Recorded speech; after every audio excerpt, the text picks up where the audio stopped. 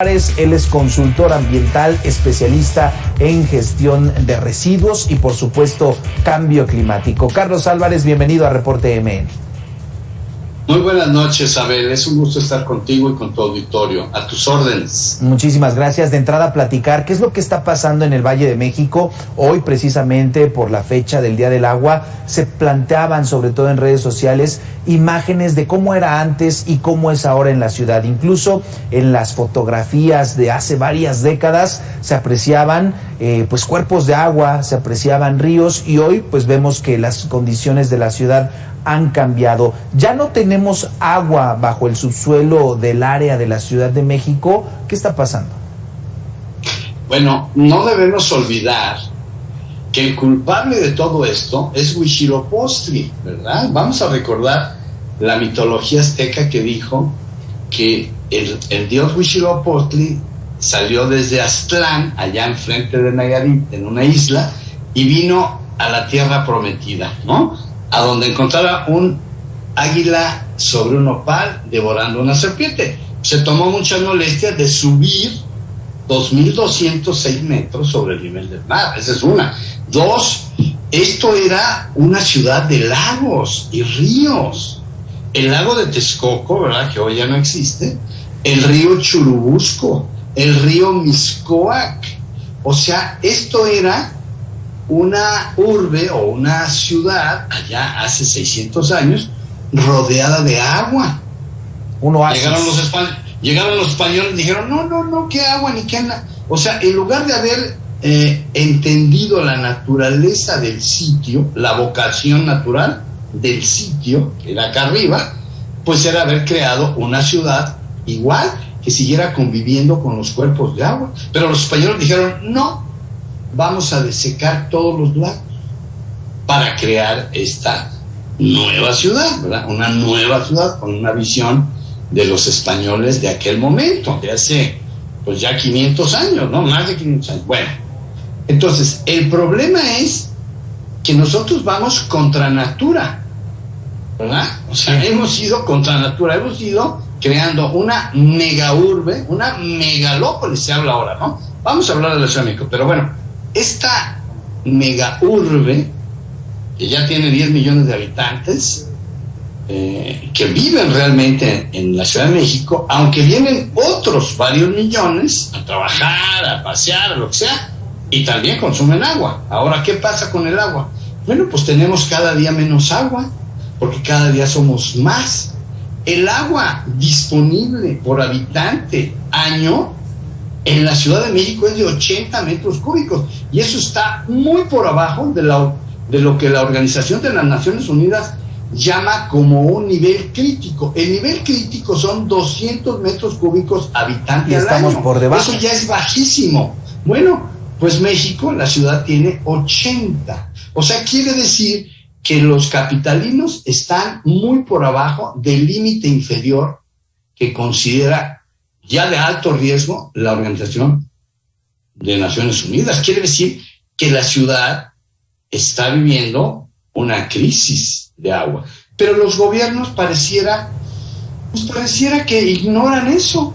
Estos datos que yo les acabo de dar son públicos, y los que tenemos el tiempo de estudiar, ¿verdad?, el problema tan grande que es el agua, pues sabemos que la ciudad está metida en la peor crisis hídrica de cualquier ciudad del mundo. O sea, no hay ninguna ciudad que esté en la situación tan crítica como la que está la Ciudad de México. Ahora bien, el 42, bueno, ni siquiera sabe el gobierno de la ciudad, ni siquiera sabe cuánto pierde, ni siquiera sabe. Le voy a decir por qué no sabe. Porque no hay medidores en todas las casas, y porque no todos tienen medidores. Y entonces sí puedes saber lo que se bombea de Cuchamala, pero dejen de darle la mala noticia. Cuchamala se va a acabar en poco tiempo. Poco tiempo me estoy refiriendo a 8 o 10 años. ¿Y qué va a pasar cuando ya no haya agua de Cuchamala? Pues tendremos que ir a Tabasco por ella, ¿no? Claro. Bueno, pues Tabasco está a 700 kilómetros de aquí, ¿verdad? Sí se puede traer el agua de Tabasco, pero eso va a costar mucho dinero. De manera, pues, que las fugas de la red secundaria, el pésimo control, el manejo hídrico de la cuenca, ha sido equivocado, ha sido una gran responsabilidad de todos los últimos gobiernos.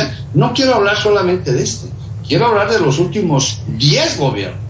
O sea, de estos 60 años, últimos 60 años de la Ciudad de México, que no han tomado en serio el problema. Claro. Ahora bien, ahí están las imágenes del supercolector Oriente, que costó miles y miles de millones de pesos. Bueno, pues ese colector que saca el agua, que la avienta ya hacia el norte, a la plantota esa que tampoco sirve para nada. La planta de Atotonilco es una planta ineficiente que costó 20 mil millones de pesos y que tiene un error de concepto. Las aguas residuales y las aguas negras de una megalópolis o una megaurbe como es México no se deben mezclar todos los efluentes, o sea, no se deben mezclar todos los contaminantes porque es muy difícil el tratamiento. Bueno, en lugar de haber puesto 20 plantas modernas, eficientes, con una buena biodegradación de la carga orgánica, pues hicieron una plantotota, que es un animal grande, que no degrada todo el agua, pero que además hoy, hace unos meses, ni siquiera estaba tratando ni recibiendo el efluente que manda a la Ciudad de México hacia allá, que son 3,000 millones de metros cúbicos al año. Fíjense bien, 3,000 millones de metros cúbicos anuales es lo que se usa en la Ciudad de México. Claro. Pero no hay agua. Hace poco se quedaron sin agua, ¿no? Que porque le están dando mantenimiento. Siempre nos salen con el cuento de que está en mantenimiento Cutzamala. Por eso se van a quedar 11 colonias. Hace unos meses, me acuerdo, no sé si fue en noviembre, 11 colonias se van a quedar sin agua. ¿Cómo? Así es.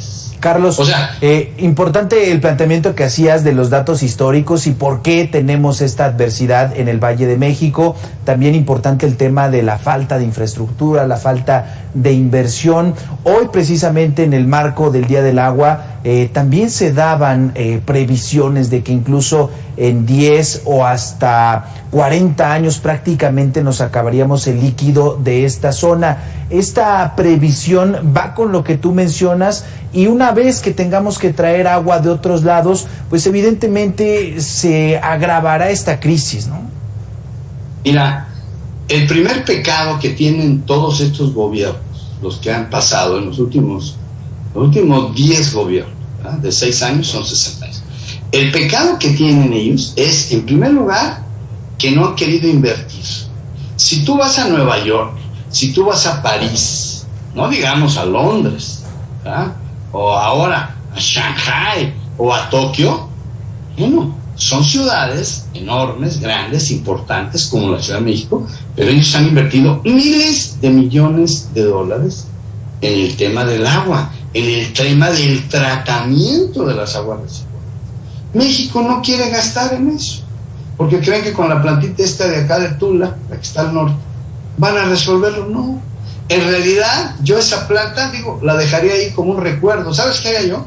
Pondría 20 plantas, pero plantas de tratamiento con tecnología moderna, descarga cero. Fíjate cómo se llama, Abel. Sí. Descarga cero. Quiere decir que entre el agua a mi planta, le quito todos los contaminantes y luego la regreso al sistema de agua potable. Eso se llama reciclar el agua. Y eso no lo sabe ni doña Claudia Sheinbaum, ni ninguno, ni Mancera, ni Ebrard, ni el propio López Obrador. Ninguno de ellos. Carlos, ¿por qué? Y en este sentido, por supuesto, nos queda de ver muchísimo a la autoridad, y sobre todo en este tipo de tecnología. En algunos casos se argumenta que no hay presupuesto. Por supuesto que sí hay presupuesto para el agua y para solventar esta crisis que nos contextualizas.